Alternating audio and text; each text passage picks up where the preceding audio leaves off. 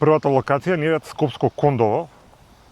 Веднаш до селото може да видите дека има ненормално многу ѓубре, веќе ова никој не го изненадува. Во оваа депонија до селото е реката Вардар. И сега многу е веројатно дека сите оние пластични шишиња што ги гледаме во центарот на градот, кои што никој не ги средува, доаѓаат практично и од оваа локација. Гледате како сметиште пред влезот на главниот град на државата. Значи, кај да погледнете е ѓубре. Ваква река во Европа не постои. За жал, не можеме да се справиме со овој проблем. Може некој да не се сложи со мене, меѓутоа треба да побараме помош. Ето на Вардар, во близина на Расче, изворите за питка вода на Скопје, го најдов и овој морав да го снимам практично. Ова е во најубавите делови на Македонија, изворот Расче, заштитено подрачје, каде што треба да биде се уредно, видите колкава депонија има. Тамо право е реката Вардар, видите во што си ја претворивме државата. Меѓу селото Јегуновци и Радуша сме.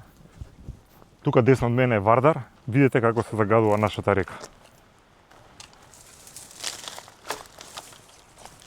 Погледнете оваа депонија што завршува директно во водите на Вардар.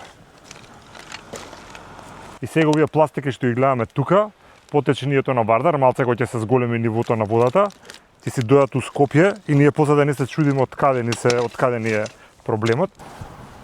Сега практично се наоѓаме негде помеѓу селата Сиричино и Желино. Вардар поминува покрај Желино да видиме тамо каква е ситуацијата. Меѓутоа видите што сме направиле во природата помеѓу овие две села. Поред целиот пат, колку и да се движиме, гледаме само ѓубре. Миризбата не мора ни да ви кажам како е, претпоставам.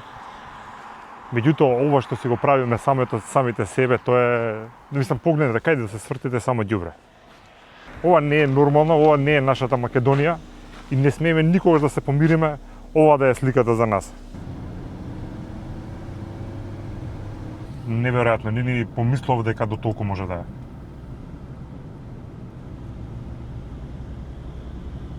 Просто неверојатно.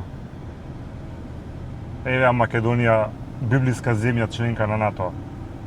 Пораз. Стигнавме во Желино, да видите тука како изгледа Вардар. Ево брегот на реката. Ѓубриња. И малце погоре сликите навистина нереални. Значи тука се фрлат еписони, на кои што не му треба се завршува во нашата неголема река, опеана во многу песни. Од другата страна не знам колку може да видите, има и некоја табуретка, двосет, што и да е. Жална слика. И повторно ќе кажам, сите овие ѓубриња ги снимавме нели во неколку други села и во Кондово. Не е само тука, има за жал и во Скопје луѓе што фрлаат ѓубре. Меѓутоа, секако тоа кој ќе се собере резултатот е навистина поразителен, а најпоразително е како надлежните со ова не се занимаваат. С моја проценка дека ова е доволно да се прогласи еколошка воредна состојба, да се побара помош и од некој од надвор ако треба да се среди. Мислам, овој претходните видеа дефинитивно не ги направи за сега сите ние колективно да викаме колку не бива најодвратна земја и така натаму и така натаму. Туку на овој начин пробуваме да детектираме проблем, а прв чекор за да се реши било кој проблем е да се признаеме дека го имаме. Ние дефинитивно го имаме. Според мене Македонија е едно болно општество, а сите овие работи што ги снимавме се само последица на или симптоми на тоа болно општество. Мислам дека сите ако го насочиме притисокот кон решавање на овие работи, ќе биде прв чекор за Македонија првен да ја направиме пристојно чиста. Веќе кажавме дека тоа е чекор број 1. Доколку ние го правиме притисокот сите кон политичарите за ова да се реши, резултатите мора да дојдат. Многу е важно да се направи вистински притисок и конечно Македонија да не биде држава за потсмев.